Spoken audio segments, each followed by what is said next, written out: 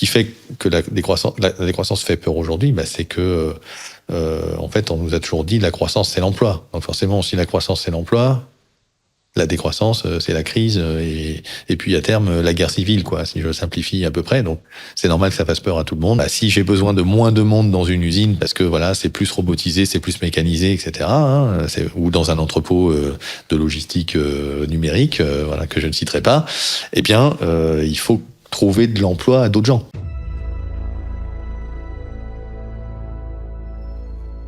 Vous parlez de la décroissance comme d'une piste, mais vous n'êtes pas non plus complètement catégorique. Même dans le livre, vous levez des incertitudes. Tout à l'heure, vous disiez que c'était un monde à inventer. Effectivement, c'est un monde qu'on connaît pas encore, quoi. Ouais, alors la décroissance, le mot décroissance, déjà, rien que pour le définir correctement et pas le caricaturer, ça demanderait déjà une interview complète sûrement, et je ne serais pas forcément d'ailleurs le mieux placé pour en parler globalement. Mais effectivement, moi, je pense qu'il n'y a pas d'autre choix que d'avoir une décroissance des flux énergétiques, décroissance des flux de matières extraites, de matières transformées, de matières transportées. Et ensuite, cette décroissance des flux, elle implique pas, à mon avis, elle implique une décroissance du PIB, parce que voilà, c'est quand même assez corrélé tout ça. C'est difficile d'imaginer un PIB qui continuerait encore une fois à croître alors que l'impact matériel continuerait à réduire, et qu'on serait parce que les services, le numérique, etc. Tout ça, c'est assis sur des activités bien matérielles et sur l'ensemble du reste de l'économie. Mais par contre, ça veut pas dire forcément tout de suite baisse de confort ou de capacité à consommer, j'en sais rien. Si je dis au lieu de prendre des bouteilles, mettre des trucs dedans, les casser et puis récupérer ou pas le verre à la fin pour refaire une bouteille ou autre chose, si je dis je la lave, je la rends en bouteille avec autre chose, ça n'a pas réduit ma capacité à boire une quantité ou à utiliser une quantité de liquide, quoi. Voilà. Si par contre, dans d'autres cas, effectivement, oui, il y a impact à mon avis sur la logique de confort. Oui, si on est dans les plus petites voitures qui vont moins vite, qui sont moins protégées du coup d'une certaine manière contre les chocs, mais c'est pas grave parce qu'elles vont moins vite. Oui, à ce moment-là, c'est pas la même chose que d'être dans son gros 4x4 bien blindé. On a moins de place pour s'étaler, etc. C'est sûr. Idem sur la question du transport. Ça va être difficile de se dire qu'on peut faire des week-ends à gauche à droite à quelques milliers de kilomètres pour aller acheter une montre ou passer un week-end spa ou je sais pas quoi, tout en réduisant l'impact environnemental. Donc il y a forcément des effets comme ça. Aujourd'hui, la croissance, elle augmente pas forcément le niveau de bonheur, ça se saurait. Il y a un moment, oui, au début, oui, on sort de la misère, c'est cool, c'est bien. Puis après, il y a un moment, à partir du PIB par habitant du Portugal, à peu près, je crois, disent les économistes, ça plafonne, quoi, et voire même ça peut redescendre un peu. Et le bonheur, c'est d'autres choses que la consommation. C'est aussi, justement, la notion des inégalités, la notion des perspectives pour les enfants. C'est plein de choses comme ça. Donc il y a dans les mécanismes de décroissance ou de ralentissement plein de choses intéressantes à aller chercher en termes de santé humaine, en termes de relations sociales, etc. Ce qui fait que la décroissance fait peur aujourd'hui, c'est que en fait, on nous a toujours dit la croissance, c'est l'emploi. Donc forcément, si la croissance, c'est l'emploi, la décroissance, c'est la crise, et puis à terme, la guerre civile, quoi, si je simplifie à peu près. Donc c'est normal que ça fasse peur à tout le monde, que ça soit les lecteurs ou les lectrices, ou des hommes politiques et les femmes politiques. Mais en fait, en réalité, c'est parce qu'on a mis énormément de savoir, d'innovation, d'intelligence et de technologie dans le fait de faire de la productivité, c'est-à-dire produire de plus en plus de biens et de services avec de moins en moins de travail humain.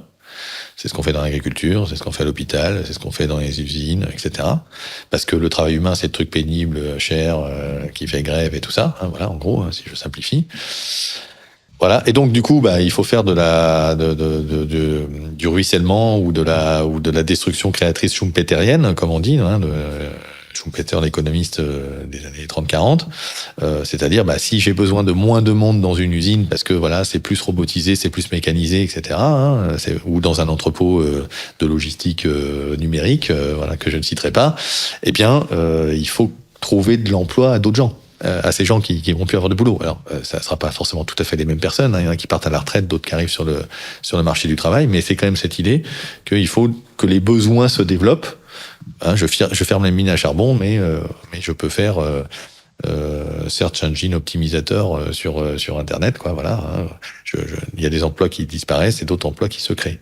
Et de ce mécanisme-là, il réclame effectivement la croissance. Et demain, on pourrait imaginer un monde de plein emploi, de pleine activité, où il y a plus de travail de maintenance, de réparation, d'entretien, de prendre soin, où il y a un peu plus de monde dans l'agriculture, pas forcément des dizaines de millions de personnes, mais voilà, un peu plus qu'aujourd'hui, et ce qui permet d'avoir des pratiques plus respectueuses des sols et du vivant. Voilà, et ce monde-là, théoriquement, en tout cas, pourrait exister, et le problème, c'est la transition entre les deux, quoi. Peut-être se concentrer sur ce que vous appelez les éléments de l'espoir dans votre livre, c'est-à-dire les éléments qui sont plus abondants que d'autres. Oui, alors ça c'est plutôt la partie technique. Hein. Là, on est plutôt sur une partie presque économico-sociale. Bon, et effectivement dans la question technique, c'est de se dire, il y a des ressources qui sont quand même plus rares que d'autres, quoi. Donc, Georgescu Roegen, il était stressé des socs de charrue. Bon, si votre soc de charrue il est en acier, voilà, on n'a pas de problème de disponibilité de minerais de fer sur Terre pour très longtemps. 5% de la croûte terrestre c'est composé de fer, donc ça devrait aller. Et par contre, oui, il y a des éléments qui sont plus rares, il y a des éléments qui sont aussi plus coûteux d'un point de vue environnemental à extraire, à concentrer, à raffiner. Et ceux-là, du coup, à quoi on les consacre, quoi. Et donc ça ouvre cette question du discernement technologique, hein, ou de techno-discernement, de se dire, en fait, il y a quand même des usages très utile. Alors pour je sais pas, dans le domaine médical, c'est bien d'avoir d'utiliser telle ou telle ressource. On sent bien que le rapport coût-bénéfice il est positif, quoi. Enfin, plus de bénéfices que de coûts.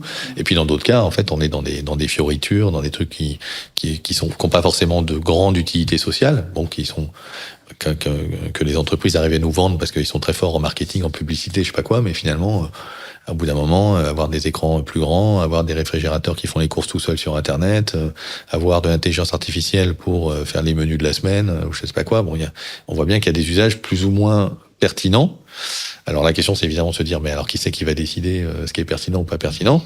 C'est ce que vous direz les libertariens. Voilà. Bon, évidemment, je sais bien, mais il faut inventer des mécanismes démocratiques pour ça, parce qu'après tout, le libertarien il pourrait me dire aussi, j'ai le droit d'assassiner mon voisin.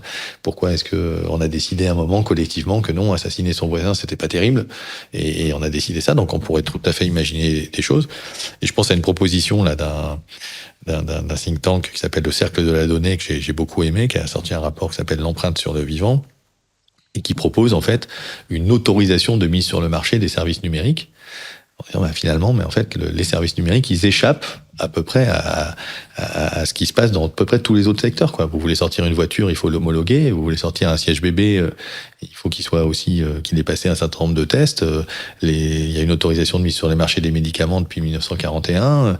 Les produits chimiques, il faut aussi faire des études, etc. Voilà. Et pourquoi est-ce que les services numériques, finalement, y compris les plus stupides, et consommant derrière des data centers et des trucs, échapperaient à cette logique-là, quoi. Alors évidemment, pour ensuite décider de décerner ou pas cette autorisation, il faudrait être capable de se doter, j'en sais rien, de l'agence qui va bien, etc. Et puis quelle est l'échelle? Est-ce qu'on fait ça à l'échelle française, européenne, machin, mondiale? Ça ouvre toutes les questions évidemment de géopolitique, mais c'est quand même cette idée-là, donc dans le pouvoir de la capacité à se structurer collectivement pour effectivement prendre des décisions sur notre destin commun.